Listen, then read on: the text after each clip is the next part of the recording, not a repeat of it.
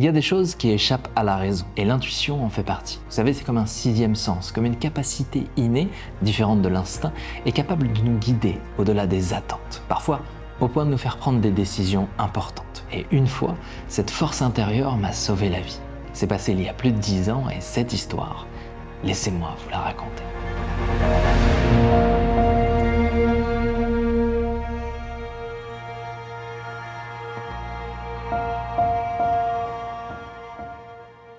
Entre 2010 et 2014, j'ai eu une vie, disons, un peu différente. J'étais plus jeune, mais surtout j'étais conditionné par l'idée que pour réussir dans la vie, il fallait être bien intégré dans la société. Et pour moi, bien intégré dans la société, ça voulait dire avoir un travail stable et des perspectives d'avenir sur le plan professionnel. Alors, à partir de 20 ans, j'ai accepté un job de directeur de magasin dans le centre de Lille, dans le nord de la France. Je tenais une boutique de chaussures rue Le Pelletier. Pour ceux qui connaissent, c'est à côté de l'Opéra Garnier et de la Grande Place. D'ailleurs, tous les Lillois, un petit clin d'œil, votre ville est magnifique. Et j'y ai passé de belles années. Tout allait bien, j'avais une vie plutôt confortable, pourtant plus les années passaient et plus je me rendais compte que ce que j'étais en train de faire avait de moins en moins de sens à mes yeux. J'étais autonome, j'étais libre financièrement, mais au fond je me sentais vide et un peu à côté de mes pompes. Pour le coup, c'est le cas de le dire. Alors après quelques semaines de réflexion, de remise en question, de méditation aussi, j'ai décidé de tout quitter et de partir. À cette époque, j'étais déjà très impliqué dans la méditation, j'écoutais les conférences en ligne de Krishnamurti et je m'intéressais de plus en plus aux enseignements bouddhistes. Alors je décidais de prendre des billets d'avion pour le Népal.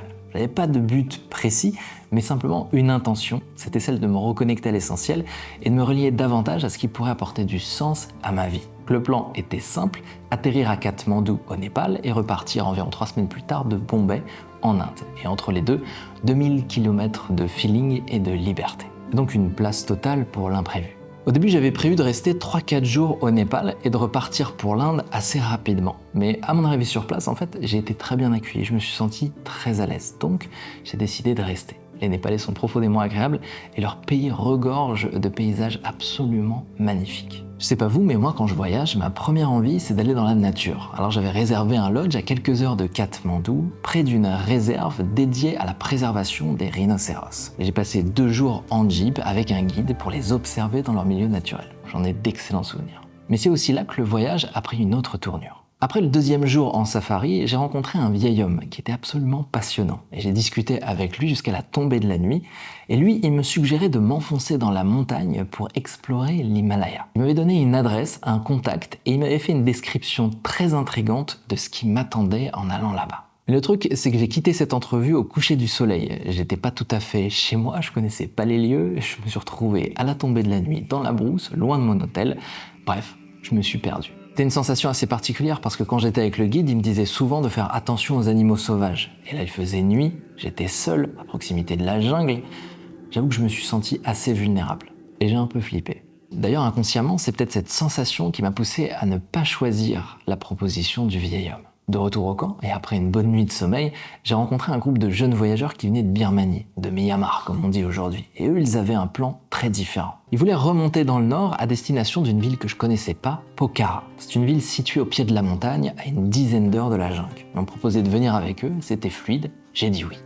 2e choix important. Et Pokhara, je sais pas si vous connaissez, c'est un endroit qui est vraiment très charmant. On a l'impression d'être sur les toits du monde et on voit les montagnes se refléter dans l'eau du lac, ce qui donne des couchers de soleil à couper le souffle. Là-bas, je me suis senti vraiment chez moi et je suis resté pendant quelques jours. Et le dernier soir à Pokhara, avec les amis que j'avais rencontrés au safari, on est allé dans un bar. Et là, on a rencontré une team de Népalais vraiment incroyable. On a passé une super soirée avec eux et ils ont presque tout fait pour me convaincre de prendre l'avion avec eux le lendemain pour monter dans les montagnes et redescendre l'Himalaya en rafting, ce qui aurait prolongé mon voyage d'à peu près 2 ou 3 jours. Et j'avoue que leur programme était très tentant. Et franchement, avec le recul, je crois que j'avais aucune raison valable de ne pas les rejoindre à ce moment-là. On avait fraternisé très vite, je m'entendais très bien avec eux, et l'idée de rester me plaisait beaucoup. Mais malgré tout ça, j'ai décidé de ne pas aller avec eux. 3e choix important, j'ai refusé leur invitation. En fait, depuis le début, j'avais une autre idée en tête. Retourner à Katmandou et découvrir la culture et les rituels népalais. On en avait beaucoup parlé avant mon départ,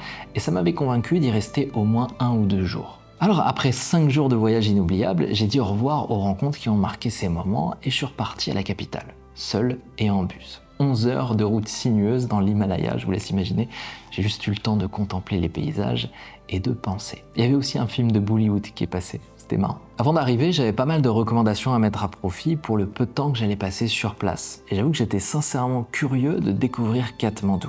Et je suis arrivé à Katmandou le soir du 23 avril 2015, entre 19 et 20 heures. Je me rappelle qu'il faisait nuit, il y avait pas mal de bruit, de la pollution, mais surtout, j'avais un mauvais pressentiment. En fait, dès que je suis arrivé à Katmandou, j'ai envie de partir. Alors je suis sorti du bus et j'ai commencé à marcher. J'ai déambulé dans la ville, au milieu des voitures, dans le bruit, sans savoir trop où j'allais, sans savoir à quel hôtel je pourrais me présenter. Et je tournais dans une rue, puis dans une autre, et tous les endroits que je visitais étaient délabrés. C'était vraiment pas du tout accueillant, j'ai pas envie de rester à cet endroit. Je me rappelle à un moment, j'ai tourné à gauche, je me suis avancé dans une petite ruelle, et là il y avait un militaire assis sur une chaise. Il m'a regardé fixement comme ça, et quand il m'a vu, il s'est levé, et il m'a fait un salut de militaire, comme si j'étais son général, ça m'a un peu surpris. En fait, il était là pour monter la garde dans un hôtel qui avait l'air d'être un peu plus huppé que les autres. Je me suis avancé à l'accueil, j'ai regardé comment c'était, je me suis intéressé au prix. C'était pas tout à fait mon budget, mais j'avoue que voilà, le reste de mon voyage était un peu rudimentaire. Un peu de confort ce soir-là, ça aurait pu me faire du bien. Je me suis installé à l'hôtel, j'ai posé mes affaires. Et je me rappellerai toujours de cette nuit, elle a été profondément agréable. Je me rappelle du confort du matelas, de la chaleur de la douche, comme si c'était un hôtel 5 étoiles, alors qu'en fait c'était un hôtel tout ce qui est de plus banal. Bref, une fois propre, j'ai déambulé dans la ville, mais j'avais toujours cette intuition étrange, comme une envie de partir, comme si ma place n'était pas là. Alors je me suis installé sur un petit rooftop pour prendre une bière, j'avais une vue sur un joli stupa, et là la ville a commencé à montrer un tout autre visage. C'était feutré, agréable, il y avait une sorte de calme. Vraiment, à ce moment-là, j'avais aucune raison rationnelle de vouloir partir, mais c'était plus fort que moi, il fallait que je parte. Et même, je me rappelle, à côté de moi, il y avait un petit groupe de Français. J'aurais pu me mêler à eux, discuter, m'intéresser à leur voyage, etc. Mais c'est pas ce que j'ai fait. 4e choix important, quitter Katmandou le plus vite possible. Et c'était pas logique. Il n'y avait aucun sens à cette décision. En fait, je pouvais pas l'expliquer autrement. J'étais là, c'était agréable, je passais un moment chouette. Mais au fond de moi, ça me disait « va-t'en ». Et j'ai quitté Katmandou le 24 avril 2015. Et le 25 à midi, le Népal a connu le pire tremblement de terre de toute son histoire.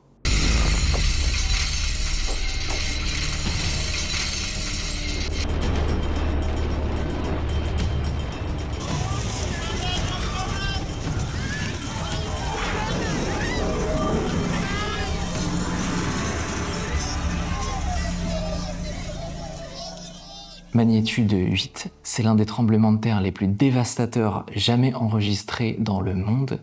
Et au Népal, il y a eu plus de 17 000 morts. L'épicentre était exactement entre Pokhara et Katmandou. Et l'endroit où j'ai dormi, donc le 24, a été complètement détruit. J'étais chez un ami, à des milliers de kilomètres de là, en Inde, quand j'ai vu mon téléphone vibrer, que j'ai vu un message de ma mère qui était très inquiète. Vous savez comment c'est, les mamans, on a tendance à croire qu'elles amplifient un petit peu. Quand elle m'a annoncé qu'il y a eu un terrible tremblement de terre au Népal, et particulièrement à Katmandou, voilà, j'ai pas conscientisé à quel point ça pouvait être grave. Et c'est seulement en rentrant même du voyage, quelques semaines plus tard, que j'ai vraiment réalisé l'ampleur de la catastrophe. Et plus jeune, j'avais tendance à pas trop écouter mes intuitions. Je me laissais un peu guider par la volonté des autres, et je me retrouvais parfois dans des endroits où, au fond, j'avais pas vraiment envie d'être. Alors s'il y a une chose que j'ai apprise avec le recul, avec la maturité, mais aussi avec cette expérience, c'est que parfois certains messages sont certes irrationnels, mais au fond, ils sont vraiment très précieux. Et c'est important de les écouter. Et je pense que c'est le fait d'avoir écouté cette sensation qui m'a sauvé la vie en 2015. Avec le recul, je réalise que quand j'étais au Népal, j'étais dans un état d'ouverture. J'avais l'esprit libre, détendu, ouvert. Et une partie de moi a peut-être capté des choses, des signaux subtils, peut-être que la logique ignore, comme des micro-vibrations ou des comportements étranges des animaux, des choses habituelles ou simplement une atmosphère anormale, qui n'était pas consciente, qui était inconsciente, et que j'ai quand même pu capter. C'est un peu comme si mon corps avait reconnu le danger avant mon esprit rationnel. Il y avait comme un message d'alerte qui était envoyé sous la forme d'une sensation physique, vous savez, cette gêne dans la gorge, dans le ventre, et puis cette absence de curiosité soudaine pour la ville. J'étais physiquement là, mais spirituellement, mentalement, peut-être un peu ailleurs. Et si vous cherchez, vous verrez que, au fond, l'intuition, c'est pas un concept spirituel uniquement. C'est un mécanisme essentiel qui devient extrêmement fiable quand on apprend à l'écouter. C'est comme une intelligence émotionnelle qui dépasse la pensée, comme un signal intérieur qui nous guide et qui nous protège. Daniel Kahneman, qui est l'auteur de La pensée à deux vitesses, l'appelle le système 1. C'est l'intuition, c'est la synthèse inconsciente de toutes nos expériences passées. Tout ce qu'on a vécu, tout ce qu'on a vu, tout ce qu'on a ressenti, et même ce qu'on a ignoré inconsciemment, mais qui s'est quand même stocké quelque part. Et aujourd'hui, je ne sais pas comment c'est pour vous, mais moi je sais que quand ce message est aussi clair, c'est important de l'écouter. Et ça sert à rien d'y réfléchir. En fait, l'intuition est avant tout une connaissance directe et immédiate. Elle n'est pas logique, pas rationnelle, ni réfléchie. C'est une information qui peut parvenir par différentes voies, souvent à travers le corps, à travers des sensations, comme une impression subtile, ou aussi parfois sous forme de vision ou de pensée. Et on pourrait distinguer l'intuition de l'instinct qui est plus animal, plus physique, et dire que l'intuition est raffinée, plus subtile, plus nuancée. C'est un peu comme si l'instinct et l'intuition faisaient partie d'un même continuum, comme si c'était deux embranchements différents d'une même chose, mais qui sont quand même assez distincts l'un de l'autre. D'ailleurs, en ce sens, je pense que les enfants sont d'excellents exemples, parce qu'ils ont cette capacité à rester ouverts, disponibles, à voir le monde sans préjugés et sans attente. C'est peut-être aussi pour ça que parfois on parle de se reconnecter à son enfant intérieur. En fait, je pense qu'on peut dire que ce sont les systèmes trop contrôlants qui, à force de rigidifier nos perceptions, étouffent notre relation à nous-mêmes et à ces espaces intérieurs, qui souvent se dispensent de mots et de concepts cloisonnés. Et je ne sais pas si vous le savez, mais on peut dire que l'intuition se manifeste sous trois formes principales, chacune étant un peu comme une source d'informations différentes. Vous avez l'intuition inconsciente, c'est là que votre corps agit comme une antenne. Vous savez que quelque chose se passe quelque part, c'est un peu comme le fait de sentir que quelqu'un vous regarde sans même avoir tourné la tête. Vous avez les intuitions logiques, un peu comme des fulgurances intellectuelles. Vous savez, c'est ce moment eureka où vous avez réfléchi pendant des heures à une problématique et d'un seul coup, alors que votre esprit est relâché, vous trouvez une solution. Et puis vous avez les précognitions. C'est sans doute la plus mystérieuse, c'est la capacité à recevoir ou à anticiper des informations futures, proches ou lointaines, à travers des flashs, des pressentiments, des sensations claires et souvent assez fortes. On peut dire que ce que j'ai vécu au Népal, c'était un peu un mix de la première, inconsciente, cette espèce d'intuition inconsciente, et cette précognition, cette capacité à recevoir une information via un pressentiment assez fort. Et si vous voulez renforcer votre intuition, un point qui me semble important à retenir, c'est que vous devriez être dans une prédisposition à l'accueil et à la réceptivité, sans volonté de faire quelque chose de prédéfini ou de chercher à comprendre. Et c'est souvent là qu'on évoque la notion de lâcher prise, mais aussi lâcher les attentes, lâcher les idées reçues qui peuvent bloquer les messages subtils. C'est pour ça que les états de conscience élargis sont si bénéfiques, parce qu'ils nous aident énormément à nous connecter à des parties inconscientes, souvent ignorées dans la vie quotidienne. Et en méditation ou en transe hypnotique, vous pouvez vous relier à vos forces intérieures et à vos capacités intuitives beaucoup plus facilement. Donc retenez que votre intuition est rapide, presque instantanée. Elle peut arriver un peu comme une surprise. Et elle passera jamais par des voies mentales, parce qu'elle emprunte un chemin purement émotionnel. Et même si parfois vous pouvez avoir l'impression qu'il y a quelque chose de logique ou d'évident derrière une intuition, souvent elle est légèrement dérangeante, voire inconfortable, parce qu'elle ne va pas nécessairement dans le sens des attentes. Et faites attention, parce que vos intuitions peuvent être freinées par le moi agissant, par l'ego. C'est pour ça qu'il est essentiel, d'après moi, de développer une bonne connaissance de soi, une bonne conscience de soi. Ça vous aidera à éviter de tomber dans la confusion entre les sensations physiques, les pensées anxiogènes ou ruminantes, les inquiétudes irrationnelles et les véritables intuitions. Plus vous vous rendrez disponible, plus vous serez à l'écoute et plus il sera facile pour vous de suivre les chemins de la vie avec fluidité, dans une forme de souplesse et d'agilité, un peu comme celle que suggère le Tao. Et c'est un chemin, et à travers mes partages, j'essaie de vous inspirer, de vous aider à l'emprunter. Et d'ailleurs, je vous ai préparé un petit document sur l'intuition si vous voulez en savoir plus. Dedans, vous allez retrouver tous les points importants que j'ai évoqués dans cette vidéo, mais aussi quelques aspects que j'ai pas encore mentionnés, dont des choses qui pourraient vous aider à développer votre intuition. C'est le premier lien en description. Merci pour votre écoute, ça m'a fait plaisir de partager cette histoire avec vous. Et si vous êtes toujours là, commentez « L'intuition n'est pas mentale ». Et je saurai à quel stade de la vidéo vous êtes arrivé. Et si vous aimez les formats courts, pensez à vous abonner sur Instagram. Je partage quelques réels. C'était Damien, à la prochaine.